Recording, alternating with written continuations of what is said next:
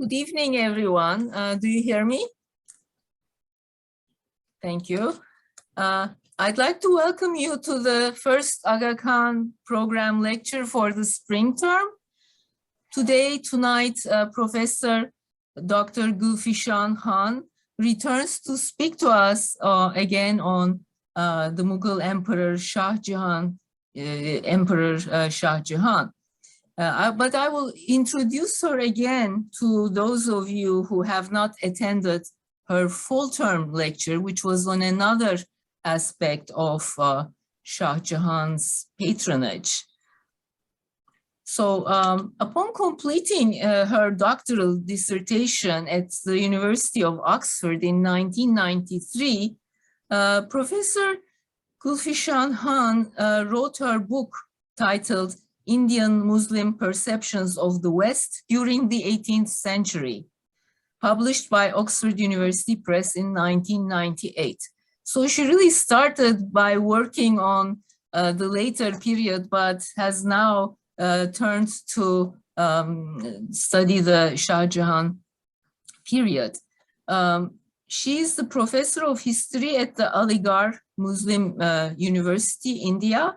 Presently, she is the chairperson of the Department of History and coordinator of the Center for Advanced Study. She is also the director of the Musa Dakri University Museum. She has been a visiting fellow at the University of Oxford in 2019 and 2020 when she conducted advanced archival research partly related to her topic today.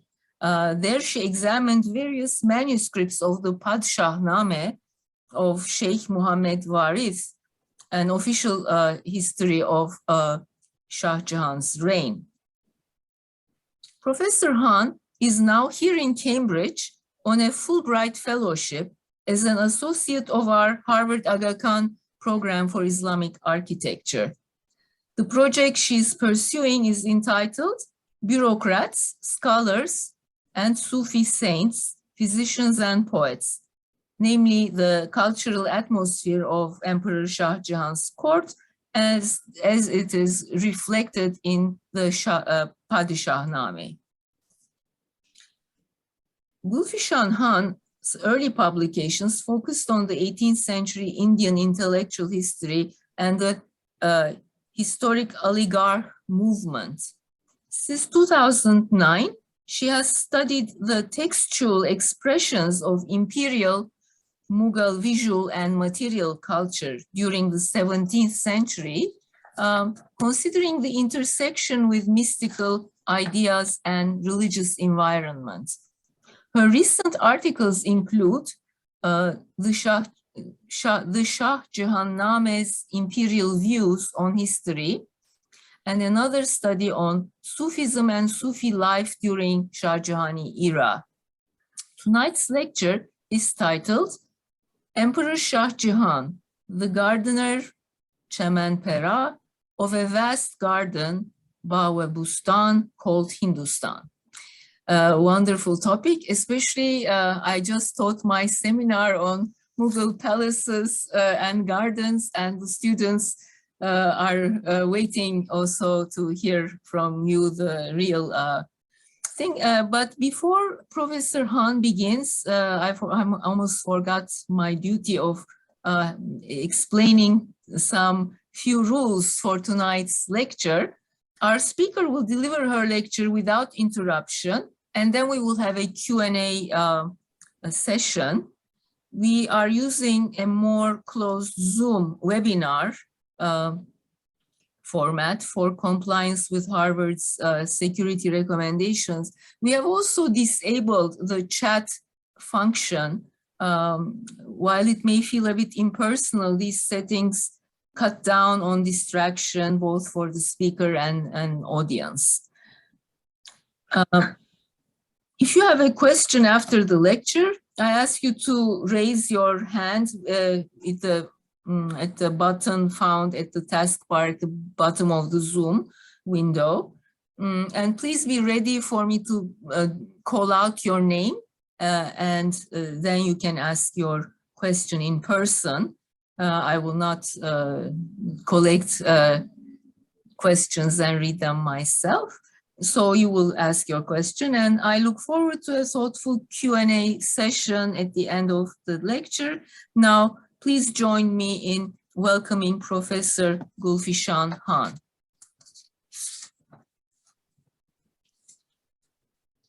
Thank you, Professor Gulnasipoglu, for such a liberal introduction.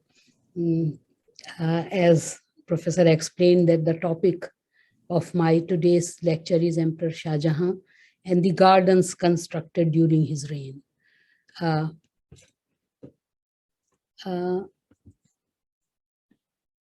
First, yes. Okay. So, garden is something, or the Mughal garden is something which is almost a favorite topic of scholars. And that too, scholars associated with either Aga Khan here or in MIT or at Dumbarton Oak. A lot of research has been done, and that is the source of inspiration for me also. And it sounds slightly strange to me that I am going to present something before those who constituted who are my source of inspiration in this respect. But here they will find a slightly different perspective than what they are working. My research is totally textual research. So what I am going to present before you to begin with, that why at all we are studying the Mughal gardens. As largely scholars agree that garden, territory and identity were strongly embedded in Mughal ruling elite psyche. Garden and garden culture were central to Mughal life and culture, and therefore understanding the garden is the key to an understanding of Mughal art, architecture and culture. And gardens continues to be defining part of a Mughal heritage in the 21st century as well.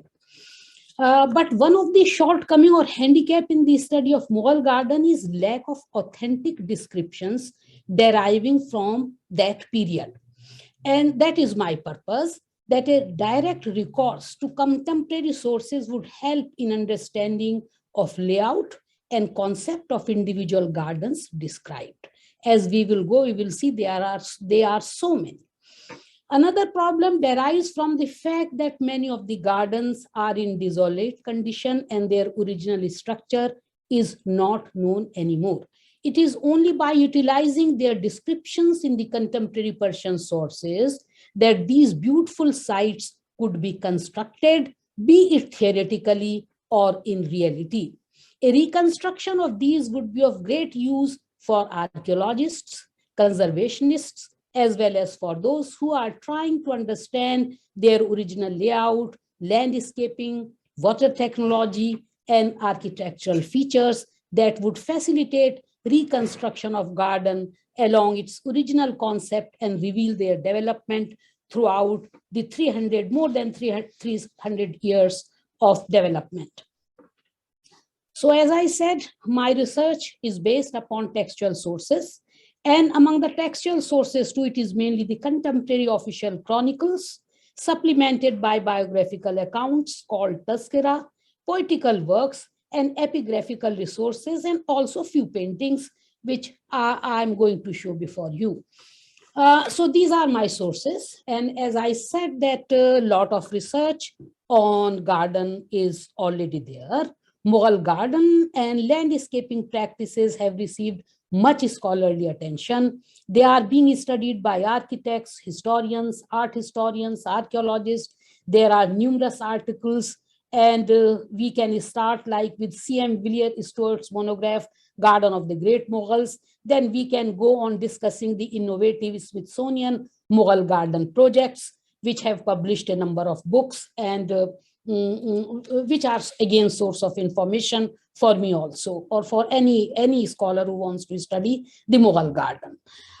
Second thing about Mughal garden, which I would like to emphasize by study of textual sources, is that Mughal gardens should not be considered just in terms of physical sites. They were actually cultural institutions. There thrived a dynamic, complex, and multifaceted imperial culture within their walled enclosures. Garden was Mughal court at play in social mode. It was a window of public display of Mughal aristocratic culture. So now coming to the gardens, first I would like to say that historians of Shah Jahan, again and again, they go on declaring that actually, which is also the title of my present day lecture, that Emperor Shah Jahan is actually chaman-pera. He's a gardener of a vast garden Hindustan. And he wants that every nook and corner of the country should have garden. And I think he tried his best to do it. But also, I'll show you a painting which has got a very distressful or very poignant poetry. Emperor Shah Jahan is reported to have said, "How can my distressed heart open in the flower garden? In my sad eyes, the rose and thorn are all one." Because, you know, when I study Padshahnama, there is a continuous sadness throughout Padshahnama, but that is not the theme. But I just reported this verse because it is there in the original sources as well. Shah Jahan's father and grandfather, as we know, they were also accomplished patrons of literature, decorative arts, and architecture. But as the historians of Shah Jahan's reign claim that actually the art of architecture especially, it has reached its pinnacle, and they continuously use a Quranic term, Sidratul Muntaha. So they were very conscious of their achievements. And to begin with, because we are discussing only architecture, but architecture cannot be separated from gardens. Very soon I'll show you that how most of the imperial gardens consisted of royal palaces, which were meant for the king and his family, having complete sets of hall of audience, private, public, and many other things which are associated with the main gardens of Lahore Fort or of Delhi Fort or of Shah Jahanabad, which has been studied much more than what I'm going to present. Because garden has had many types, as we know, many types of gardens were promoted during Shah Jahan's reign. But my focus is mainly pleasure gardens. And although I am concentrating on the textual sources, but somehow the concentration of pleasure gardens is mainly on the route going through Kashmir or towards Kabul. And that was the most traversed route. Although one of the earliest garden of Emperor Shah Jahan is still there, the Shah Bagh in Ahmedabad. It was founded during his princehood. But another garden which he founded as a prince is there in Kabul, because after large-scale constructions in Kashmir, large-scale constructions also in other small places like Ambala and Sarhind. Ambala and Sarhind, he constructed gardens when he was a prince, but other buildings or the royal residences, which are known as Daulat Khana Wala, they were constructed when he actually became king. So we find most of the pleasure gardens also, they are unlike the tomb gardens. The houses or the royal residences are known as Daulat Khana Wala or Nasheman, complete with sleeping chamber called Khwabgah, a bath called Ghusl Khana, and also a hammam or the hot bath. So like imperial gardens as Sarhind, which emperor called Faiz Bakhsh. Faiz Bakhsh is a title which Shah Jahan gave to each and every garden. You will see that. And royal residences, the official histories give us exact date when the royal residences were constructed along with their measurements. Like in 1634, the residential quarters were constructed in Ambala. They were constructed also in Sarhind, and there were separate officials who were there to take care of those. Similarly, there were in Shalamar Gardens, which we will see, or also the Jharoka Darshans are also there. And all these, especially because the focus is Kashmir, so whenever the imperial tour either of Jahangir or Shah Jahan was proceeding towards Kashmir, we will find that entire imperial administration was moving. Historian Tabatabai gives the name that all the prominent nobles, Islam Khan, Mir Bakhshi, Paymaster General, Jafar Khan, Shah Nawaz Khan, Fidai Khan, Murshid Quli Khan, they are all, and especially the office of Buyutat, which was in charge of construction activities and also the illumination and beautification of the places the emperor was going to stay. They were accompanying the emperor on each visit, and poets were also there. Therefore, what we find that in the sphere of garden, it was not simply construction, but also the construction of garden and the environment which the garden created sort of led to the writing of poetry, which Shah Jahan actually sponsored. There were a number of poets, especially his court poets like Talib Kalim. They were asked to stay in Kashmir because he had some sort of vision to develop Kashmir as a center of learning. So there is immense poetry, which we can call topographical poetry, which is written for individual gardens. The poetry has neither been edited nor it has been translated, so I could not produce it. But when I read, I found that a number of poems were written on the style of Shiraz, that it is as beautiful, more beautiful than is Shiraz.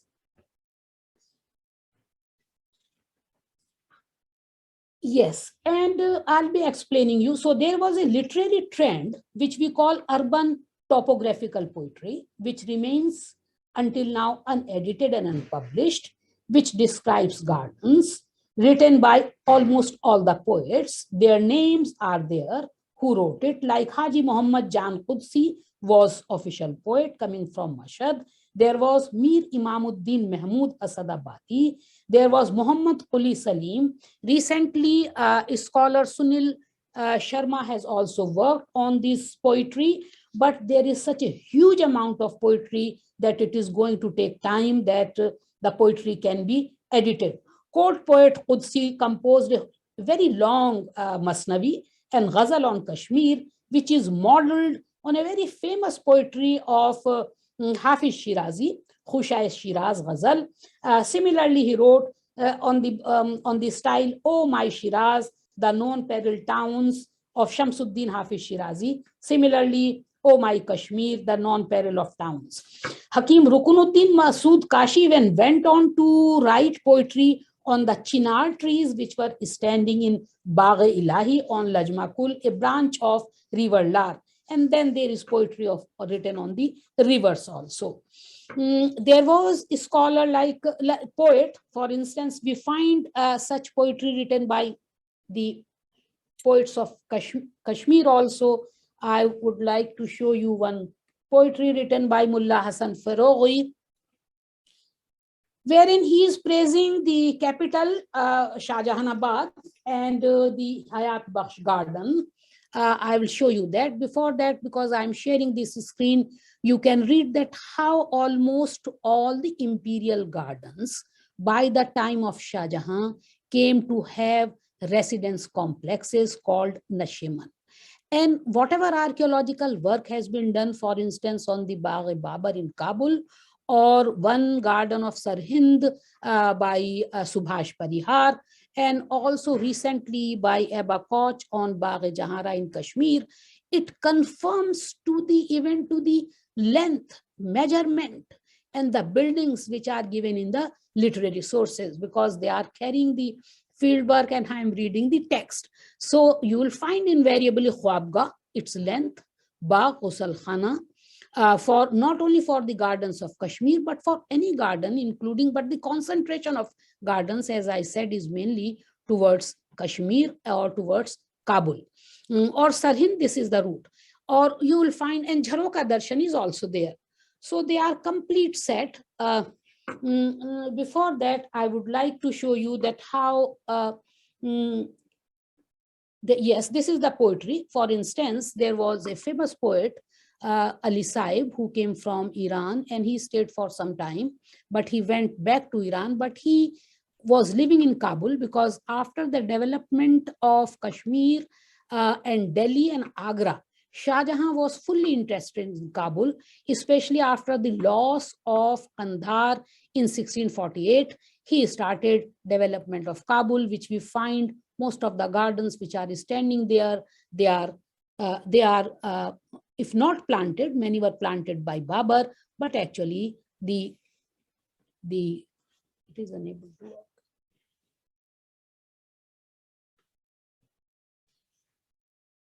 Yes, the last one, yes. So how they were center of culture. Just now I gave you the example of poetry, that the poetry has not been edited so far.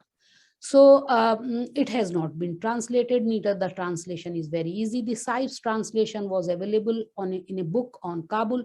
So I showed it to you, and some of the poetry very kindly has been edited, has been translated by Textual long time back in an edited volume from MIT. But rest of the poetry remains as it is. But here I am showing you my own translation, which I have taken from Jalaluddin Tabatabai Shāh Jahān, who is one of the first historian of Emperor Shāh Jahān.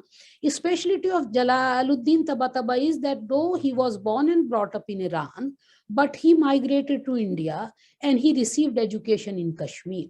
So he has immense attachment with Kashmir. His book has been edited by Professor Yunus Jafri, and it is available everywhere. But the Persian is so difficult that it takes time to understand even a single sentence. But I'm showing that how the gardens were also centers of culture. Emperors' birthdays were celebrated there. There are paintings like emperor's birthday, solar birthday, his lunar birthday, or the birthdays of the princes. They were being done in the gardens. And this is a description from Tabatabai that even the festivals like Eid and Bakr, they were being celebrated in the gardens, not only of Delhi and Agra, but also on way, such as a Bhimbar, which is a small place when you go towards Kashmir, or on way to Kabul in Bāgh-e-Safa. So this was the position. So I am reading you this particular passage, which I myself translated, but you will find not one, but many, many passages like this when you will be reading directly this book, Shāh Jahān, so that I can read. On the blessed night of Thursday, 1636, Mahfil-e-Milad, celebrations of the Holy Prophet, peace be upon him, upon whom be the salutation. O Allah, bless him and his family and grant them peace, best of peace, were arranged in the courtyard, hall of private audience, Bargah-e-Aam wa Khas. As is the practice, His Highness the Emperor, out of reverence for the holy occasion, sat on the floor spread out. Learned men, scholars, ulama, accomplished persons, God-fearing and devout, of charming land of Kashmir. So it is being celebrated in Kashmir, and most of the gardens in Kashmir happen to be the royal gardens, but nobles also had the garden. But there was a special one garden known as Garden Nur Afza, which was actually the Imperial Garden. So this meeting took place in Imperial Gardens. Scholars sat as was arranged by the orders of His Majesty. As is the practice, the assembly commenced with the prayers, salat, and continued with the recitation of the Holy Quran and zikr throughout the blessed night. Robes of honor, shawls, gold coins, stipends in cash, as well as land grants for maintenance with the recommendation of Sadrus Sudur were bestowed. A total of rupees 12,000 was distributed to the assembled scholars. The royal stewards spread a lavish array of foods, beverages, condiments, and confectionaries and fragrances. They were served trays of varied foods and beverages, drinks, dried fruit, and sweet meats. At the close of the meeting, pan, the betel leaf, and perfumes were presented to the gathering in a suitable manner. So this kind of description you will find almost in all the throughout the text. Throughout the text, you will be finding these descriptions, but I am going to read before you some other instances which shows that how gardens were also important, not only culturally, but politically also. So I give you here an example that how gardens became sites of highly ritualized diplomatic encounters. The emperor received diplomats and dignitaries in the garden. Formal embassies from Balkh, Isfahan, and Istanbul were received. I read the text. Royal audiences granted to Iranian and Ottoman ambassadors and envoys from the Deccan states of Bijapur, Golconda also arrived there. And for instance, in the summer of 1640, while staying in Daulat Khana-e-Wala is the imperial palace, Uzbek Khwaja, an envoy of Imam Quli Khan, the ruler of Turan, Transoxiana, and Arsalan Agha, Ottoman Sultan's envoy, were received, followed with an impressive ceremony of exchange of gifts. As I said, the text has not been translated, and very difficult passage follows. What are the gifts being exchanged. The Ottoman ambassador presented Qaisar's epistle and a horse called Mannat, along with a jeweled saddle. The envoy was bestowed munificent grant of robe of honor, a jeweled girdle, and dagger. And similarly, Emperor's 50th birthday was also celebrated in the garden. Again, ambassadors were entertained, and the family members, including the women of family, were also invited in the garden, and separate arrangements were made for them. But garden could be political also, apart from cultural, because what happens in 1638, Shah Jahan or all the Mughal emperors had very strong claim on Kandahar. At the same time, it was geographically very close to Iran. Iranian king also have claim to Kandahar. But as we know, Ali Mardan Khan, one of the major architect and planner, who is also responsible for the digging of canal in Lahore, which gave rise to the magnificent Shalimar Garden of Lahore, he chose to surrender to Shah Jahan because there were threats to his own life, which are known to the scholars working on Iran and Mughal relations. But here what happens that as soon as Ali Mardan Khan surrendered Kandahar to Shah Jahan, obviously the emperor or the Shah of Iran was much concerned. Shah Safi immediately sent Yadgar Beg. And emperor was so happy that he liked to receive Yadgar Beg in the garden known as Jahara Bāgh in Agra, not in Kashmir, because there was Jahara Bāgh in Agra, there was Jahara Bāgh in Kashmir, there was also Jahara Bāgh in Kabul, and that was the Kabul one was named by Jahangir. But this garden, later on, Emperor Shah Jahan bestowed upon his wife Hazrat Mahd Ulia Mumtazuz Zamani, that is the official title. Hazrat Mahd Ulia, the exalted lady Mumtazuz Zamani, the exalted lady of exalted cradle. And later when she died, immediately it was bestowed upon Jahara. The history of garden is also given along with that. And it is said that in beauty and elegance, it is a specimen of heaven. Every garden was a specimen of heaven. An assembly was arranged, and illumination charagan were being done, fireworks were displayed, and emperor along with select courtiers and envoys had an evening walk in the garden, which was followed with illuminations and firework. And to add to the politics, Yadgar Beg, the Iranian ambassador, presented letters from Shah containing news of Persian capture of the city of Fort of Erivan from the Ottomans, and he gifted 12 horses and 3 large guns, which were said to be the spoils of war captured from the Ottomans. So in this background is the happiness of Shah Jahan that Kandahar has come under his possession. But you see his behavior very soon. Because as I said, after the development of gardens in the rest of India, Shah Jahan started concentrating now on Kabul from the 20th regnal year onwards, that is after the construction of Shah Jahanabad and Hayat Bakhsh Garden. So he was developing Bāgh Safa, Bāgh Wafa, Nimla Garden, for which we have got entire details in other official historian, Waris, upon whom I have been working, because it remains unedited until now. So how it was related to territorial expansion and territorial projects of Shah Jahan, that Nimla garden, which Shāh Jahān called Farah Afza Bagh, because he liked to give two names only, Farah Afza and Faiz Bakhsh Bagh. These were his favorite names. He says that there was news of coming of the Iranian ambassador Shah Wardi Beg.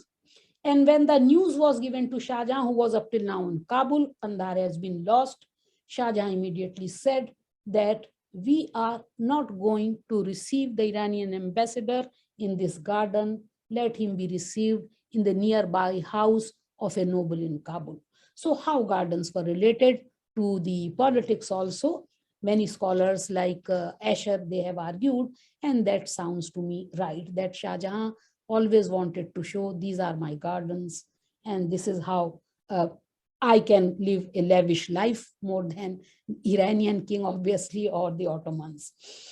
And one very important thing is that this is the time when, although Shāh Jahān wrote no autobiography, but you'll be surprised to know that each and every detail of his children, their birth, their death, their grandchildren is there. So women patronage of gardens is fully documented in Padshah Namas.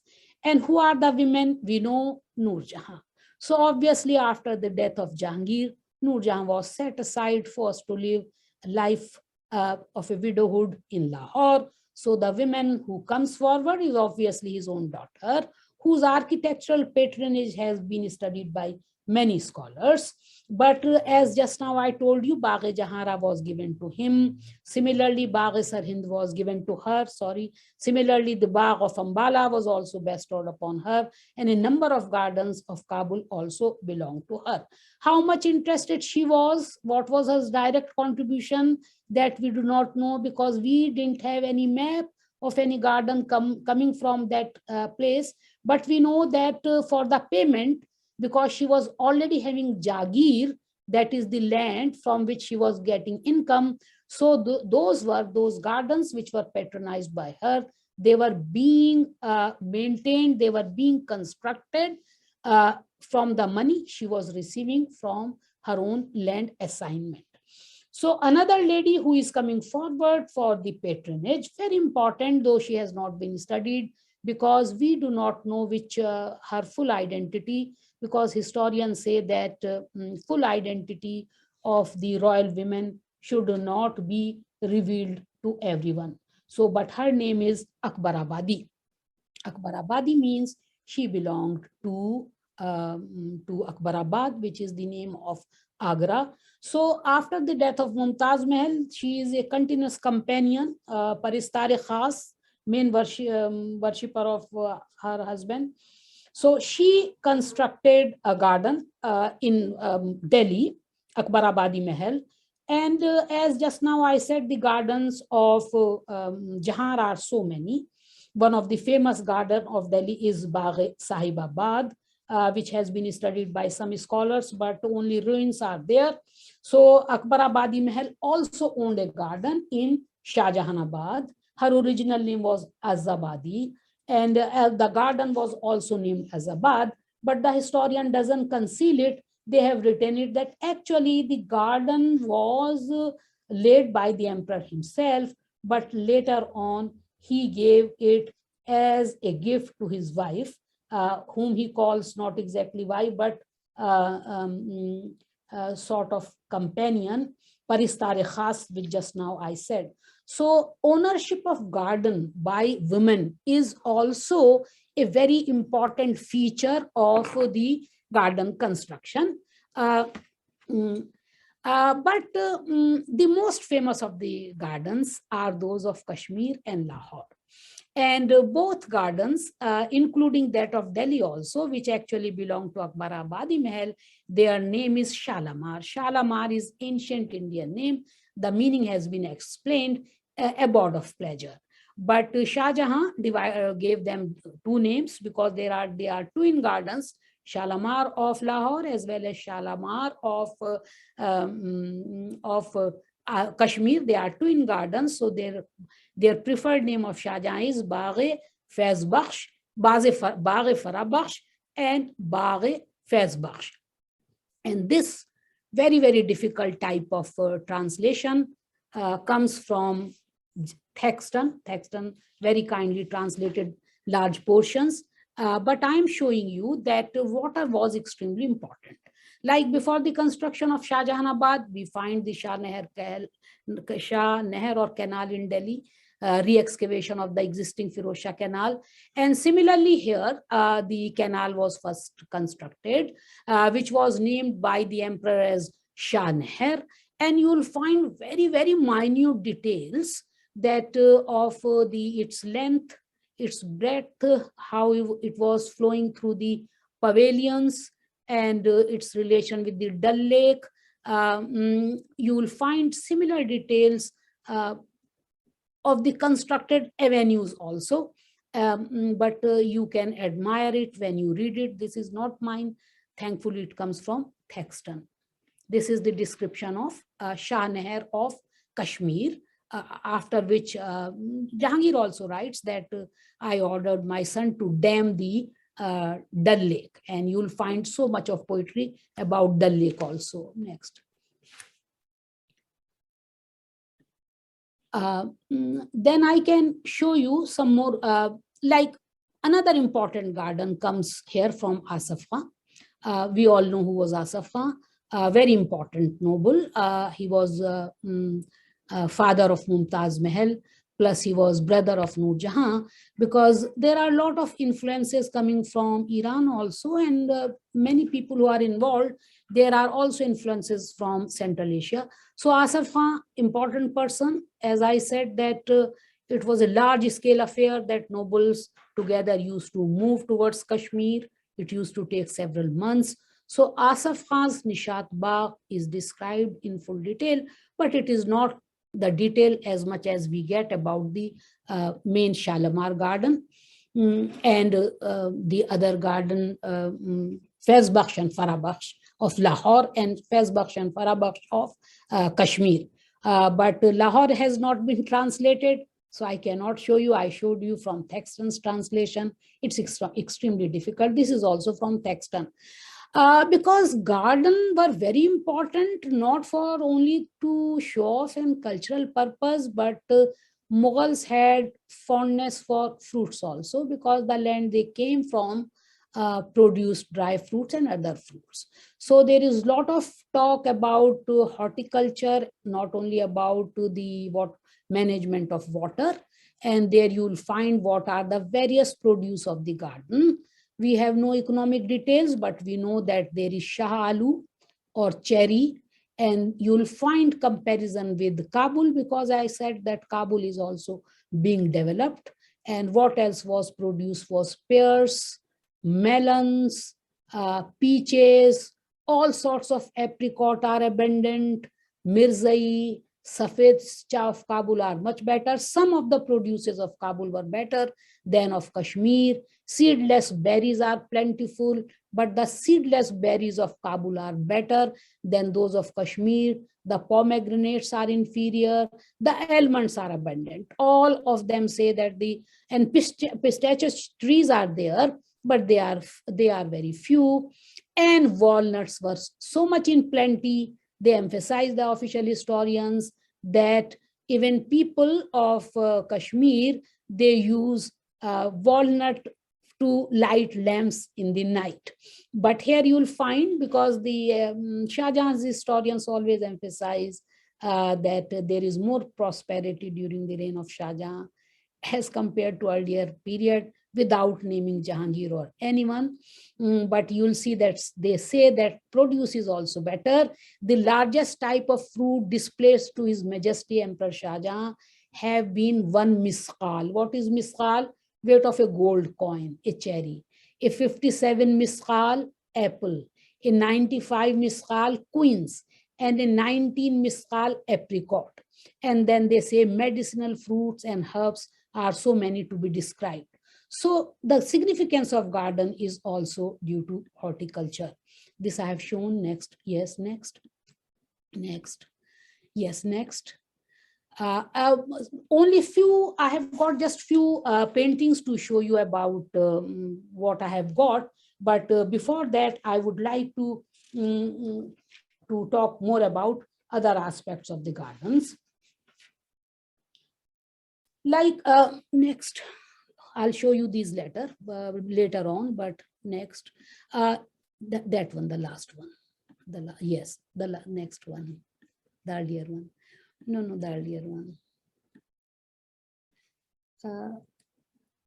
Earlier, yes. Because as I said, that neither the topographical poetry has been edited nor it has been translated, but this translation again thanks to Thaxton's essay, and I read it in the text. The whole poetry is with me. On August 1651, a local poet, Mullah Hassan Faroghi Kashmiri, was given a handsome amount for his Masnavi in praise of new capital Shāh Jahānabad, because the fact remains, the historian of Shāh Jahān are recording Shāh Jahān visited Kashmir 4 times, but twice he has to see the climate, and it was difficult to move around as Kashmir, is full of natural calamities also. So the emperor said that it's much better for me that I should enjoy my gardens of Shāh Jahānabad and Akbarabad rather than I take so much of pain of coming to Kashmir. So perhaps the poet of Kashmir knew it, that poets are composing poetry for Kashmir, poetry for Kashmir's garden and Kabul's garden. So he liked that Shāh Jahān loved Shāh Jahānabad. So whole poetry on Shāh Jahānabad's Hayat Bakhsh garden is there. And just one sentence: the water course that flows through you, the world is all body, it is the spirit. Next. So this is just one sentence. I already told you about Queen Akbarabadi's Mahal. Difficult for us to identify who she was, but definitely from Agra, must have been married, because we do not find any marriage of Shah Jahan after the death of Mumtaz Mahal.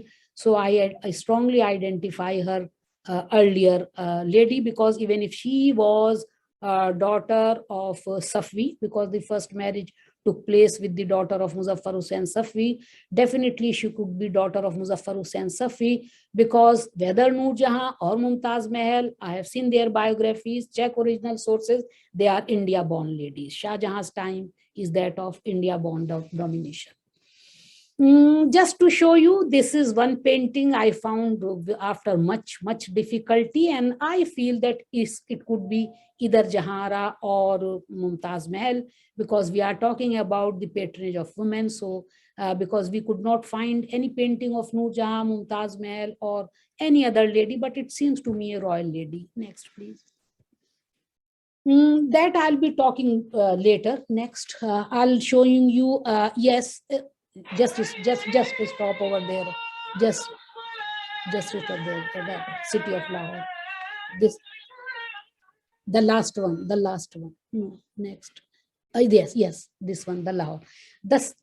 Just now I talked to you that how the city of Lahore was also very important, not for any other reason, but because it was one of the capitals of the Mughal Empire, because Mughal Empire had 3 capitals.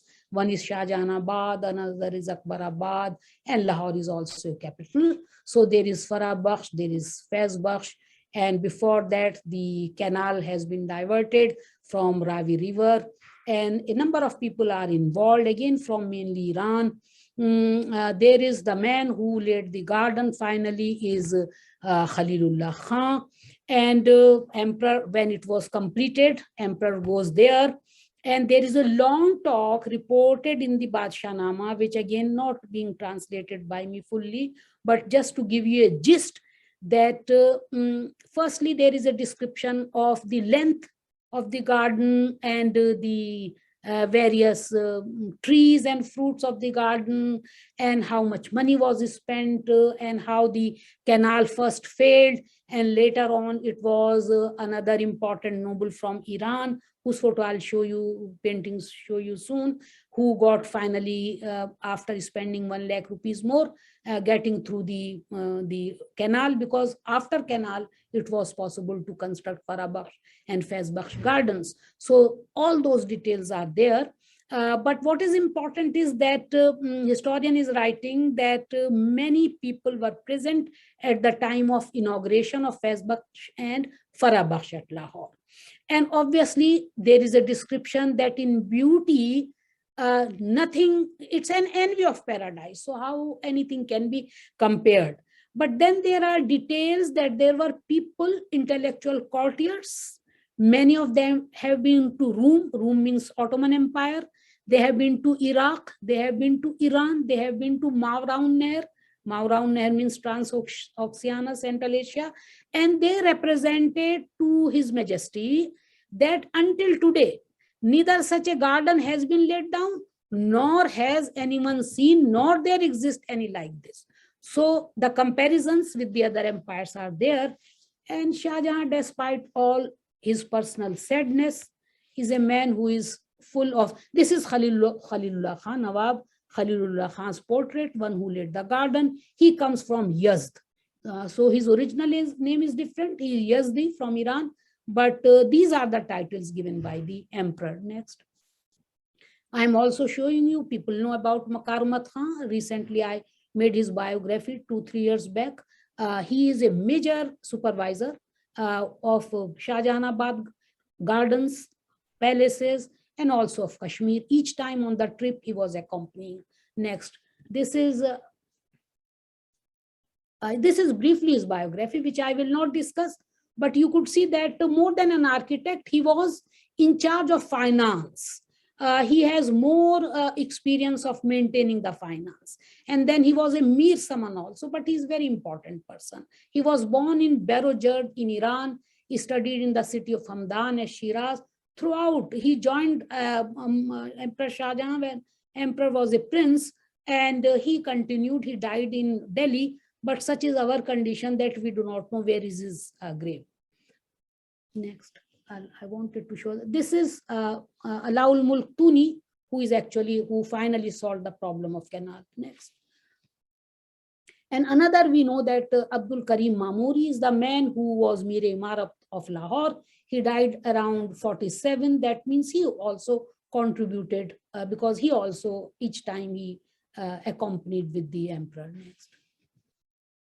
This is another major person, Sadullah Khan Lahori, about whom one MPhil has been written, but I am also writing. And why he's very important, he drafted letters and he has written a number of inscriptions. This is his life. Yes, I'll show you a few places next. These are the pictures of gardens of Kashmir, because there is one very important person, Zafar Khan, who was father of Tahir, who wrote the Mulakhas, the short history of Emperor Shah Jahan, and he owned 2 gardens there, and he has left this book, which is there in Royal Asiatic Society now in Cambridge University. And this is Shah Jahan sitting in Verinag. There would have been many paintings, but only few survived. Next. This is his own, but these are the details of this painting. Next. Masnaviyat Zafar Khan. Next. Shah Jahan in Verinag. Next. This is Zafar Khan. He is entertaining in garden. And this is Emperor Shah Jahan, again, sitting on the Dal Lake. This belongs to Oxford. Next. Yes. And these I got now from Minto album. Also garden parties. Next. This is also from Petersburg Murakka or album. Next. This I got from Christie's, just a photo. Next. And this is also from Minto album, garden party. And this very unique painting is from Christie's, unpublished so far as I know. Next. And Masnavi Zafar Khan, we know this. Just now I showed it to you. Yes, now I want to describe some of the gardens if there is time. How much time is there? Can I describe some of the gardens? Yes. Okay. How much time is there? Just to have a view, I'll be finalizing it. Just put it down. Can you know? Okay, leave it. So just now I began like one of the earliest garden of Emperor Shah Jahan is in Sirhind, which is now known as Khasam Bāgh, and Subhash Parihar has done archaeological work on this, and he finds the same what has been described. I read his article. I found the same. Orta Bāgh is in Kabul, as we know that when Emperor Jahangir visited, he to Khurram, and this is one of the first garden along with the garden of Ahmedabad, which Khurram laid down. Ambala Garden, again named as Faiz Bakhsh, which is a pargana or a town or now important city in Punjab, It was led by Prince Khurram, but later on complete buildings were constructed and he gave it to his daughter. Then Bāgh-e-Dehra is there, and there is a whole history of Bāgh-e-Dehra that Shāh Jahān laid it during his princehood, gifted it to Mumtaz Mahal, and after the death of Mumtaz Mahal, Jahanara got it. Shalamar Bagh, I just now described before you. There is a whole history of it. It has been translated, thankfully, by Textual. I read with the translation with the text. So it was constructed in 1620 during Jahangir's time. Jahangir has eye to appreciate natural beauty. It took 6 months, 11 days. And it was Khurram who actually completed it in October 1620. Later on, he added Bāgh-e-Faiz Bakhsh when he visited in 1634. And the historians describe that even the chinar trees were planted by emperor and how now it is flourishing. Shalamar Bagh, again of Lahore, Bāgh-e-Farah Bakhsh, Bāgh-e-Faiz Bakhsh. So no details of Emperor Shah Jahan are given that actually he did anything concerning plantation or planning. For planning, perhaps Khalilullah Khan of Yazd is important, and also Alaul Mulk Tuni and many others. Actually, Shah Jahan's buildings are the result of these extremely intelligent and versatile nobles' consultations. Then comes Bagh-e-Nur Afza in Srinagar, and this is actually the Imperial Garden. And this was owned by Emperor Akbar after conquest of Srinagar, because Srinagar had gardens since ancient time. Not only Srinagar, whole of India had ancient times. We know this, that there were gardens during medieval period also, constructed by Lodhis and Sultans in ancient India, also in Kashmir also. So, but obviously after the conquest, Emperor Akbar became its owner, passed on to Jahangir and then Shah Jahan. And the ceremony I described, Prophet's birthday, Mehfil-e-Milad, took place in Nur Afza Garden. Nur Afza Garden is actually the royal garden. Then there is Bagh-e-Behrara. This is also Imperial Garden. Then there is Bagh-e-Ashabad. This is also Imperial Garden. Next. This is next. Yes, then I am showing you Bagh-e-Stalif. We all know it is 29 kilometers north of Kabul. And then there is Bagh-e-Nimla, whose original name is Faravza, pleasure-inspiring garden in Jalalabad, because that was part of Mughal Empire. Bagh-e-Wafa is there, led by Babur, but later plantation takes place with the efforts of Emperor Shah Jahan. Verinag is a favorite place of Jahangir. Jahangir started its development, and the person Haider Malik actually belonged to Kashmir, and the historians claim very much that prior to the conquest of Kashmir by the Mughals, it was totally undeveloped place, which cannot be true, because one of the earliest history of India was written in Kashmir, Raj Tarangini, and they claim that now they have learned how to read and write. They also claim that they have got some first-class scholars there, painters there. So they claim that overall development takes place because of efforts of Mughals.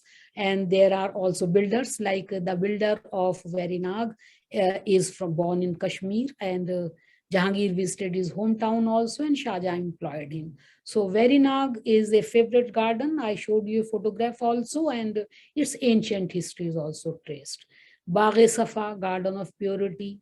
Kalar Kahar is its name. It's now in Pakistan. Bagh-e-Shahrara in Kabul. Bagh-e-Jahara, world adorning garden, again in Kabul, which was led by Emperor Jahangir.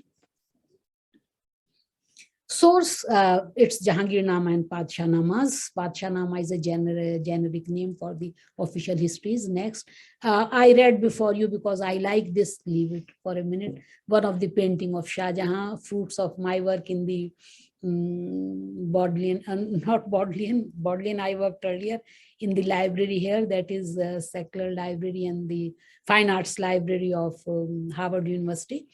And I like to put this verse like this because I find Shah Jahan a very sad person. How can my distressed heart open in the flower garden? In my sad eyes, the rose and the thorn are all one. Though dressed like an emperor, sitting on the peacock throne, but sad. Next. This I am just showing you Padshahnamas, which I have shown you earlier also, unedited Padshahnamas. Next. And this is the author. This picture I got from Ahmedabad. This is the historian of Shāh Jahān. This is my discovery, Muhammad Saleh Kambo. And next, I'll show you his elephants also. Elephants are extremely important. Next, this is also Emperor Shāh Jahān on his favorite elephant, Madhukar Gajraj. Next, this is Dara Shikoh, but before that, if there is time, then I can also add to other things. So, as I said, that emperors, official historians, they want to give all the credit to Shāh Jahān, although these gardens are pre-existing. Like a number of gardens are pre-existing, which because we could not show you slide fully, but they have been appropriated. There are no documents to show as to who was the actual owner earlier, how they were passed. And another very, very interesting feature of this, apart from the ownership of garden by Princess Jahara, who owned so many gardens, Bāgh on Dal, which actually originally belonged to Noor Jahan, because Jahangir started developing Bāgh Safa, which is now on Manasbal Lake, and which is the only almost fully surviving garden, because I read Abakosh's translation and it confirms totally to the text. She has translated the text. But one very interesting feature is that a number of eunuchs also owned gardens. So their names are given. Khwaja Sara Firasat Khan, because ladies were living in the house. So these were the people who were communicating between the harem, the female household, and the men's world. So they are extremely important. Khwaja Sara Firasat Khan, he owns a garden, and there is Jawahar Khan. And what happened is, one of the garden was being liked by Jahara, because each time the royal trip went to Kashmir, Jahara, Dara Shikoh, entire family was there. So that garden was being transferred to Jahara. And then I read a very, very interesting conversation in Majalis-e Jahangiri. Jahangir is asking to one of the Khwaja Sara, you have nothing, you have nobody there who is going to inherit your gardens, your manzil, your residence. Why you are investing so much in the gardens and residences? The Khwaja Sara says very happily, Your Majesty, everything belongs to you, because we know that there is a law of estate also operating. So all these gardens which are being claimed at the garden of Imperial Gardens, and the details are mainly about the Imperial Gardens, they are being estated, or they are sort of now property of the emperor. But some of the nobles are very important. Some of the nobles are very important who are accompanying the emperor each time, and they own their own gardens. I gave you the example of the garden of Asaf Khan, which was very, very close to the garden of, which is very close to Bāgh Farah Bakhsh and Bāgh Faiz Bakhsh. Then we come across that there are gardens like Bāgh Karna, which was, all the gardens have been renamed by Shāh Jahān. He renamed it Shahabad. Actually, the garden was led by Muhammad Quli Turkoman. And then Prince Khurram owned this Bāgh Karna, and then he gifted it to Dara Shikoh. So it goes to Dara Shikoh. Another example is that Bāgh Murad is already existing. We do not know to whom it belonged. Maybe Abul Fazl would have written it, but it is there from the time of Akbar. It was actually belonged to Akbar, but with the same name, there was no need to change the name. Shāh Jahān gifted it to his own son Murad. Then there are very, very important nobles right from the days of Akbar who are owning gardens, and somehow they are related to Emperor Jahangir and Shāh Jahān, because they are married to these Iranian families. So there is a Bāgh-e-Nasim which was owned by Emperor Akbar. Maybe Emperor Akbar gave it to one of the noble whose name is Azam Khan. Azam Khan is a relative of Noor Jahan or Shāh Jahān. This is the same family. And now finally it comes to Shāh Jahān. Then one very important noble who is there all the time with Shāh Jahān, right from the time of his princehood, his name is Mullah Shukrullah Shirazi. Actually, heavy influences in garden and architecture are coming from Shiraz, because Shiraz is developing into a very high cultural world, center of high culture and learning of Islamic world. So I read details of Mullah Shukrullah Shirazi, and also who was given the title of Allami Afzal Khan because of his learning, and some comparison with Abul Fazl Allami. Abul Fazl is also there.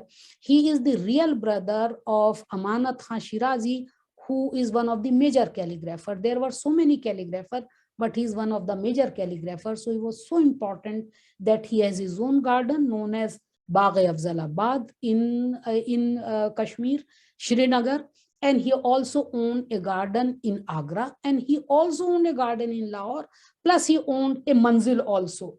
Similarly, the earlier garden led by Yusuf Khan Mashhadi now belonged to Emperor Shah Jahan. Then one very important person is Zafar Khan. I mentioned you because his Masnavi are there, and some of the paintings I have shown you from Zafar Khan's Masnavi, which are there in Royal Asiatic Society. His son wrote another history based upon the earlier histories known as Mulakhas. So he says that my father, when he was Subedar or when he was the governor of Kashmir, he laid 2 gardens. And when emperor went and visited, because it was the practice of Shah Jahan's time that nobles could not build or do anything without his permission. Actually, when the money in advance was given from the royal exchequer to these nobles. So when the garden has been completed and Shah Jahan was on visit to Kashmir, Zafar Khan invited him, and you could see the picture paintings also. So Shah Jahan said that looking at the length, I called it Bāgh Tulani. So one of the garden is Bāgh Tulani of Zafar Khan Hasan, who was himself a poet and highly cultured man. There were many other people like him, but because we do not have biography, so obviously we have no option but to appreciate Zafar Khan. Another garden was Husnabad. And also in addition to that, all these nobles who are actually the governors of Kashmir, who are governors of Kabul, who are governors in Punjab, because these are important because of the Mughal relation with Central Asia and Iran also, they are owning the gardens. And just now I said that what happened after their death, that I do not know, but I am relying more on the official historiography. Then what happens apart from the garden? There are a number of important places. If you go to Kashmir, you will find beautiful places to visit. So they were also divided. Actually, Akbar started dividing those places. Like he gave a number of places, like I tell you, each is the name of the place in the Kashmiri language to a Rajput noble. But we find gradually that it's changing hands, because Shah Jahan has taken back all gardens, not from Nurjan, but also from other nobles. So now he gave it to Islam Khan Mashhadi. Who is Islam Khan Mashhadi? As the name shows, coming again from Iran. Influences are coming from Iran. But he is a major Mir Bakhshi. Mir Bakhshi means paymaster general. So these places are also developed. Then there is a place, Loka Bhavan. So Aurangzeb was also given this place to develop garden. I have no reference whether he developed it or not, but after the death of his father, he wrote a letter which has been translated, and I read it in the letter. He writes that my father had great fondness for he was passionate about the gardens, and his garden should be taken care of. He is writing to the governors, but I do not know. I do not find name of Aurangzeb, whether he accompanied, but I find the name of Jahara each time she accompanied. I find Dara is also there, Murad is also there, Shah Shuja is also there. Each time Shah Jahan went to any place, especially to this region of Kashmir, because to avoid the heat of North Indian plains. So they are being given this, including Aurangzeb, but I didn't find name of Aurangzeb, whether he developed or not. So other places, like famous place Achwal. Achwal became Sahibabad or Bāgh Begmabad. Achwal Gardens is still beautiful garden there in Kashmir. Most of the gardens are there.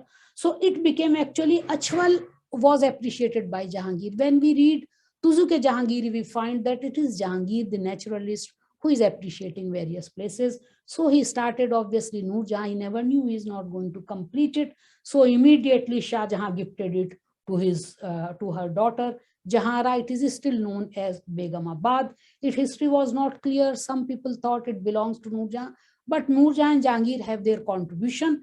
But now major contribution is Begumabad goes to Jahara, because we find the details given by the official historians of Shah Jahan. I have already spoken about the Shalamar Garden of Delhi, which could not survive. There is Bāgh of Sahibabad owned by Jahara. We know that. Verinag, I showed you, photograph was developed by Jahangir. Zafar Khan, I already told you that Husnabad is there and Bagh-e-Tulani is there. I told you Bagh-e-Each. Each is the name of the place. Actually, Emperor Akbar gave it to Ramdas Kachwaha, but Shah Jahan gave it to Islam Khan Mashhadi. So even the regions were assigned to nobles, and they were being given financial aid to develop that particular places, mainly in Kashmir. Bagh-e-Hasan is there. Bagh-e-Hasan was actually developed by Emperor Akbar. Then Jahangir also tried it, and then finally it is Shah Jahan. What is the contribution of Shah Jahan? Shah Jahan saw to it that whatever existing gardens are there, plantation of new trees, because I don't think I'll be able to read my account of Kabul, but I emphasize that after the development of this region, and especially after the loss of Kandahar, Shah Jahan started concentrating on Kabul now. So Kabul, Hassan Abdal was developed on way to Kabul, which came to be known now as Waha Garden. Bagh-e-Talif, I already told you that although Emperor Babur laid it, but Shah Jahan is going to develop it, and he gave even Bagh-e-Talif to Jahara. Nimla Bagh, just now I said, that is also there, known as Faravza, that is pleasure augmenting garden, which is now in Jalalabad, Afghanistan. Many scholars repute to whom it belongs. It belongs to Emperor Babur, but developed because the historians are giving detail even of which particular plant Shah Jahan planted at particular place. And like in the description of Faiz Bakhsh and Farah Bakhsh of Kashmir, they are telling us that His Majesty planted it in 20, and now it is almost 20 years. It's a full trees, and it's as beautiful as the tuba tree in paradise. So everything is being compared to the gardens of paradise. We know that Bagh-e-Wafa led by Babur, and one of the first Chahar Bagh garden. Another thing I would like to tell you, that Mughals do not make any, official historians do not make any distinction that this is a tomb garden, and tomb garden I did not present it before you because they have been studied. Neither they say this is a pleasure garden, but I found that almost all these gardens can be categorized under pleasure garden because tombs are not associated with those except that of Babur. So now I have been asked to wrap up, and Bagh-e-Safa is there. Bagh-e-Shahrara already founded, and there is description about Kabul's construction, how much cost was there in the construction of particular buildings. Exact description is there, what Jahangir started, how much money was spent.